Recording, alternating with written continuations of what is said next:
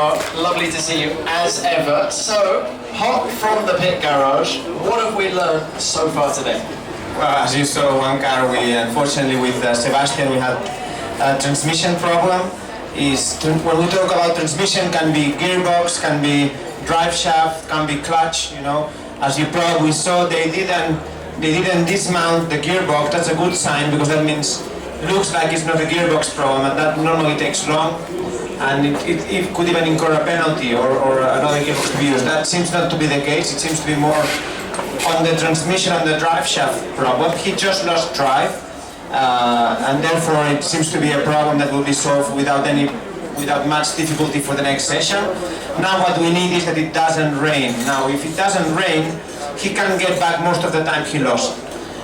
Because the first part of the next session, he'll use again the soft tire, then the super soft tire to do like a comparison between them, and then the long run. So that's what he does most laps. The only thing is, on the first session they give you a set of tires for free, and that one he's not been able to use.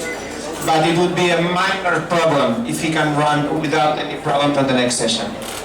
And what about Kimi Räikkönen? He seemed to have a trouble-free session, and we've got lots of data. And what was his feedback about the car? Yeah, first of all, his feedback will be very important for Sebastian. So he needs to use what he learned.